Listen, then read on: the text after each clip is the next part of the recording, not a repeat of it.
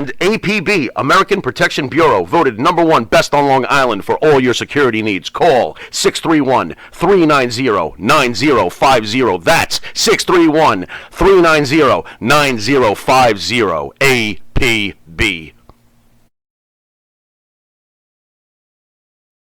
You're a legend who's wrestled legends. Did you ever have the opportunity to wrestle a Mil Mascaras? No. What wrestler took their gimmick so seriously they were too difficult to work with? I never had really a hard time with anybody. To tell you the truth, I never run into anybody. I never had a problem. I only had one problem. Well, it was a problem not with me, with Randy Savage. You know, I didn't know the guy. He just came in, and Tiger Conway and myself were against the Poffos, Randy Savage and them. And I don't know if I ever told that story before. Yeah, I think you clobbered him with an implement of destruction. Yeah, well, and that was the only problem. That's what I remember. Yeah, it didn't last long. Well, they were going to team up on him and beat him up. Right. And it was a lousy match, you know, because I don't know what was going on. And then I was his partner, and I said, "Well, you ain't going to double on my partner without me being involved." And when we left the ring, the match was over. They jumped him, and I handed it real quick. Was the Poffo family an odd type of family? I mean, was Angelo the miser that you want to hear the best one? Go ahead. Every single day, I was in the office. I had 20% of that territory, you know, I had bought. And I didn't know them very well. They came to me, and Bob Rube and Bob Orton, they wanted to. So that's how I got involved. And every single day, we were in the office. Rube and Orton, we'd look at each other. Angelo would say, "Better dead than poor and alive." And I'm going, better dead. No. Better, I got it wrong.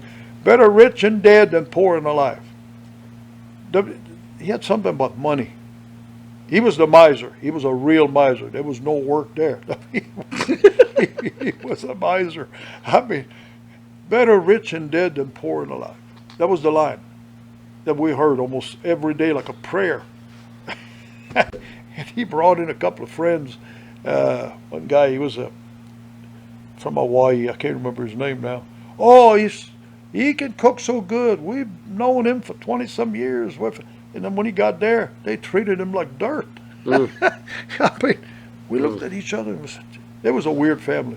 Was Randy more like Angelo, and Lanny was kind of the oddball? Lanny was a happy-go-lucky guy.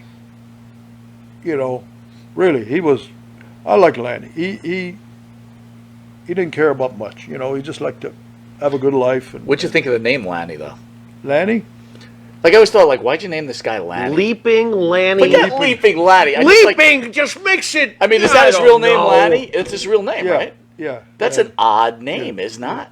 Yeah, it is. Yeah. You know, here's my son Randy, and here's this kid I really don't like that much. Here, Lanny. We'll name him Lanny. Born to be the genius, obviously. It was weird. The whole family, I think Lanny was He's the cool one. Yeah. There you go. Yeah, he liked to laugh. There you go. He didn't care. He balanced that name. So you're around all like these. Lanny. You're around all these bookers, right? And now we see that their sons have turned into these wrestlers. Did you feel a necessity, like, to kiss the sons' asses, like, at some point, like, be nice to them even though you didn't like them? That's one thing I never did. I can't see him doing it. Yeah. You're going to. Nope. Like, was Cody Rhodes this, like, little punk, like, yeah, my daddy's the booker, and, like, poking you or something like that? I never met the kids. No, never, huh? There you Never go. met the kids. I didn't even know he had two sons. There you go. I didn't. Yeah, I knew he had one. It was the other one there. Dustin. Dustin. Yeah, I Right. knew that. But I didn't know he had another one. Right. I never got a real personal with him, you know, about his life and all that. You know, even at the beginning, we was just kids, you know, get back to the bar. You know, I was in my 20s. They were in their 20s. You know, we ride the road. I drove like a maniac. 100 miles an hour to get to the bar. There you go. We'd slide in the parking lot in the gravel with the brakes on, and we just got there without a second to lose. They were closing, That was like a race. It was funny. Previously, when we talked about you really being one of the guys that defeated Andre the Giant, which was kind of In a handicap match. handicap, which kind of brushed. Right? Yeah. What was There you go. Andre difficult to work with, or was he? What was Andre like? Andre, if Andre liked you, he give you the moon. And he just happened to like me, and I don't know why. You got lucky. We had him, my wife and I had him over, maybe because I spoke French, but from day one, he was a gentleman. Did your wife have to cook for Andre when you He had didn't him eat over? very much. He didn't eat any more than I did. Really? He What? drank a lot. Just drank a lot. Just drank a lot. Yeah. Okay. Yeah, one plate of food is all that. Wow. My wife thought, oh my God, I'm going to have to Yeah. cook 2 pigs and a whole Wait a minute. cow. So you have him over? No, hold on. You have him over the house. Right? Hi, honey. I'm bringing Andre the Giant. Yeah. over." Hey, Where's he sitting? Funny enough, we had one big chair, rustic, it was heavy duty chair. okay. And that's what he sat on. So your wife's like, I got the perfect chair for this guy. It was like an antique Now, thing, but it was And you're a woodsman type. At least you strike me as that. Did you have a big outhouse in the back for this poor fella? I mean, after the one plate of food, Well, it's funny. You I say don't that. It's know, probably I'm why just you didn't. Probably wondering, why you didn't eat so much, right? yeah. Wow. well, he was full of liquid. Oy. He drank a lot. You mentioned earlier about But he guys. was a good soul, man, I tell you. Well, you're very fortunate he just naturally liked you, because we've Yeah. heard stories of when he doesn't like somebody. It's Oh, not yeah. a good place Yeah. to be. Yeah. Not a good place to be. Well, I was with him one time. I couldn't believe it. I was in New Orleans, and we went on Bourbon Street. My wife was with us, and we had the guy from Canada, the big guy. He was his interpreter. See, when I did all that, he hadn't been in the States very long. His English was not very good, Oh, okay. but he early. understood. He understood a lot of English. Anyway, we coming out of Bourbon Street, going back to our car, and it's 3:00 in the morning, and there's a couple coming by us, and this guy was about 5'7", 5 foot. He looks at Andre and he says, "What a freak!"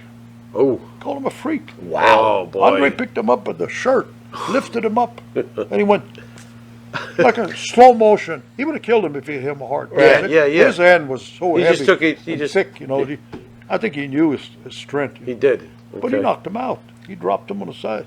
The guy, and the wife is screaming. So he picked him up a second time, and he went another one. It was like a slow motion, and you heard the puff, Wow. and he dropped him again. Yeah. And I said, oh, shit, we're going to jail. So I said, let's go. So we started going towards the car, and we turned the corner, and there's our car. And I said, man, I don't hear no sirens or whistles or anything.